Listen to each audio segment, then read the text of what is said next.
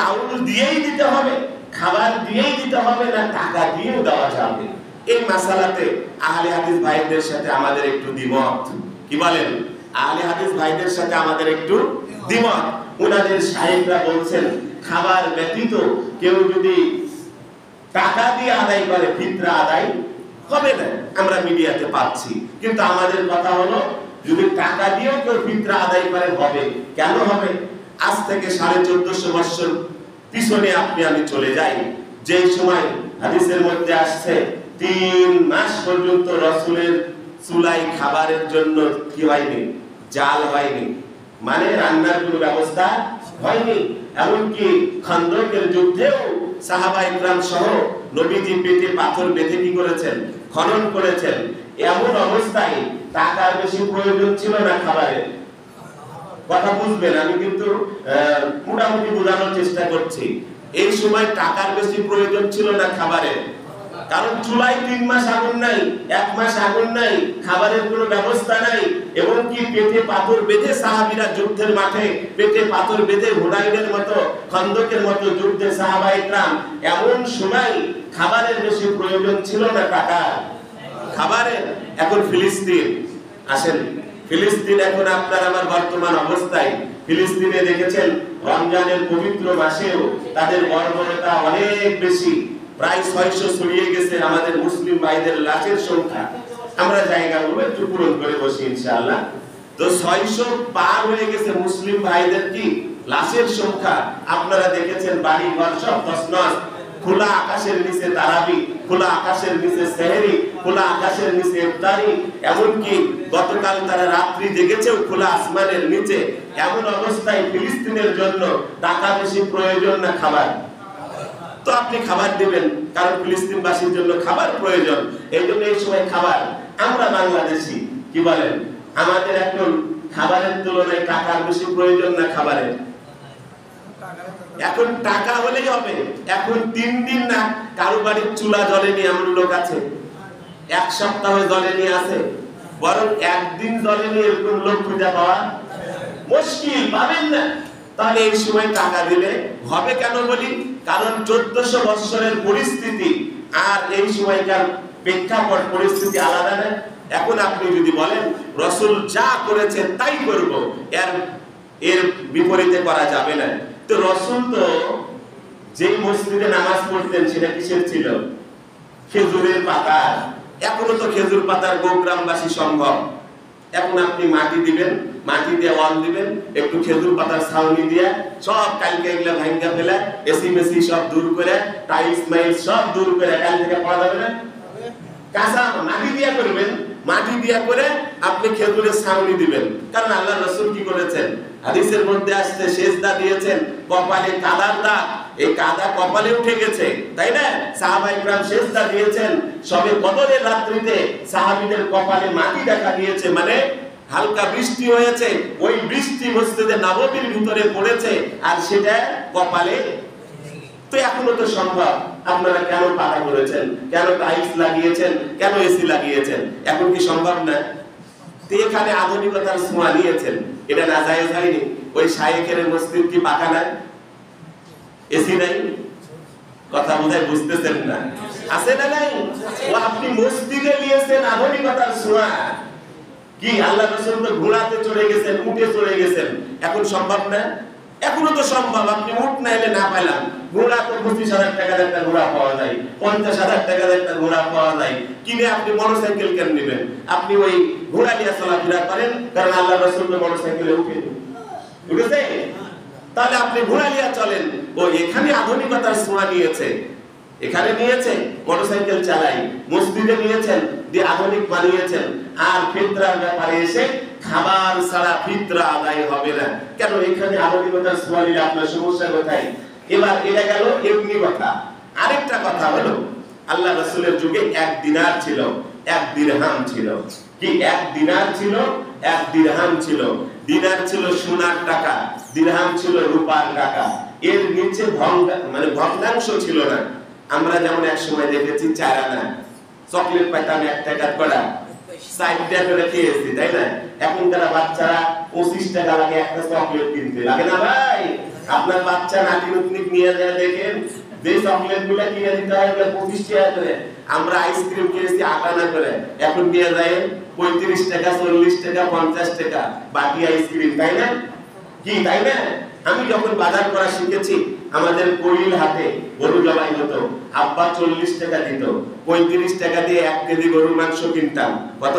খালি 35 টাকা দিয়ে 1 কেজি গরুর মাংস, আর সাথে 4 টাকার বাজার, আর ওই যে 1 টাকার জিনিস দিয়া 40 টাকা আমার সব কমপ্লিট। কি বলেন? এখন 40 টাকা আপনার বেটাকে বলেন যে আমি তো আমার সওয়াল করে বিশ্বাস করাতে পারবো না, আপনারা মুরব্বিরা আর কি বিশ্বাস করাবেন, তাই না ভাই?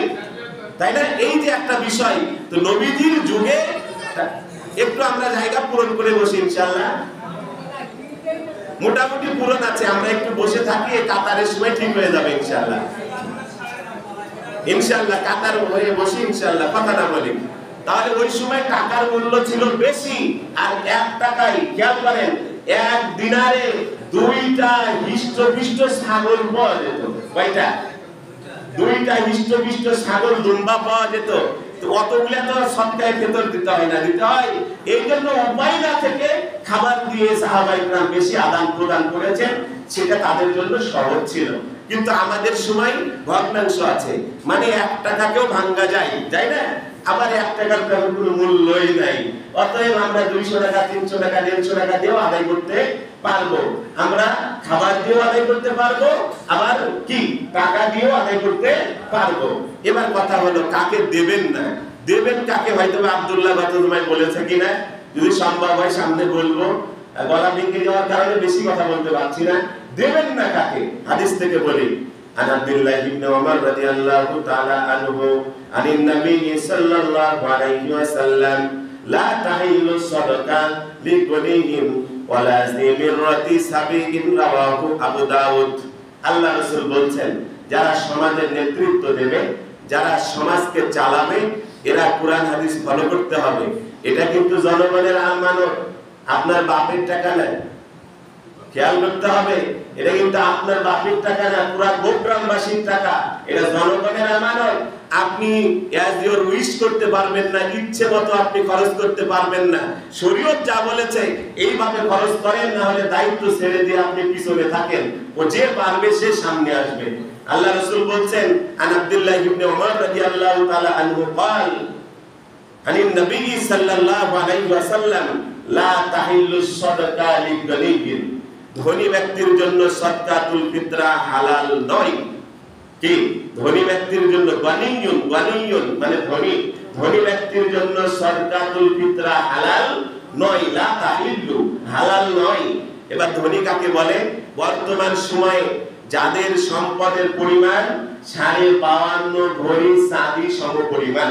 52.5 মানে ওই যে আমাদের রাজু ভাই আছে, 2000 টাকা ভরি ধরলাম, 2000 গণিত 52.5 মানে 52.50, মানে দেখেন 1,10,000 1,05,000 এই পরিমাণ অর্থ সম্পদের কেউ মালিক থাকলে তাকে সাদকাতুল ফিতরা দেওয়া।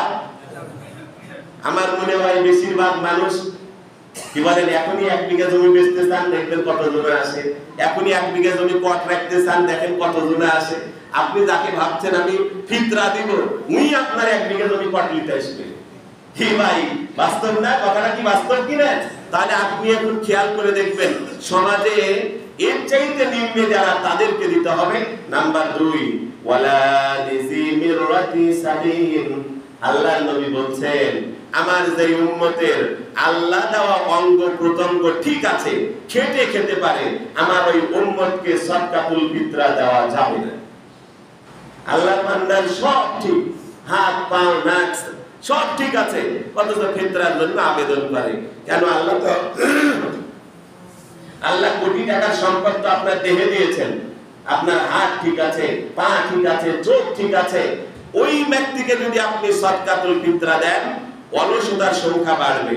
অলস দেশের বোঝা, অলস জাতির বোঝা, অলস ইসলামের কাছে এরা বোঝা, এরা জিহাদে যাবে না, প্রতিবাদ করবে না, এরা খাবে আর ঘুমাবে। কি বলেন? খাবে আর ঘুমাবে। এই জন্য যাদের হাত পা নাক কান গলা মাথা মুন্ডু ঠিক আছে, খেটে খেতে পারে, এমন লোককে ফিতরা দেওয়া। যদি আসে বলবেন খেটে খাও, কালকে আমার বাড়িতে এসে ওই কাজটা করে দিও, আমি ওই ফিতরার টাকা আমি দিয়ে দিব। খাইটা খাও। কারণ ওকে যদি দিতে থাকেন ফিতরা ওই অলস সময়ে, বরং আপনি এতিম ছেলেদেরকে দেন, নাবালককে দেন, বিধবা মাকে দেন, এরপরে যারা পঙ্গুত্ব বরণ করেছে বিভিন্ন অ্যাক্সিডেন্টে, উপার্জন করতে পারে না তাদেরকে দেন, যারা খেতে খেতে পারে না, এক কথায় অক্ষম ব্যক্তিকে দেন। এবং সে পরিবারের সক্ষম ব্যক্তি ছিল, কোনো অ্যাক্সিডেন্টে বা কোনো অসুখে একেবারে অবস্থা খারাপ, প্যারালাইসিস হয়ে পড়ে আছে, বা যে কোনো অসুখের কারণে ইনকাম করতে পারে না, তাকে 1 টাকার জায়গায় 100 টাকা দেন। কিন্তু যে পাবে না তার কেন দিবেন? যে পাবে না তার কেন দিবেন? ওকে দেওয়া মানে অলসের সংখ্যা দেশে বাড়ানো। ওকে দেওয়া যাবে না, ওকে খেতে খেতে হবে। খেয়াল করবো আমরা। আর মাদক আসক্ত কোন ব্যক্তিকে ফিতরা দেওয়া, একে দিলে তো হিরোইন খাবে, গাঁজা খাবে, এ নিয়ে বাটালু খাবে, একে দিবেন না। যদি অসহায় খুব বেশি হয় ওর বইয়ের হাতে দিবেন, ওর সাওয়ালের হাতে দিবেন, ওর হাতে দিবেন না। কি যদি খুব বেশি অসহায় হয়, পাওয়ার যোগ্য হয়, ওর ফ্যামিলিতে দিবেন, ওর হাতে দিবেন না। কারণ কোন মাদকখোর সৎভাবে এই টাকা কি করবে না, দেয়। বহু মাদকখোরকে দেখলাম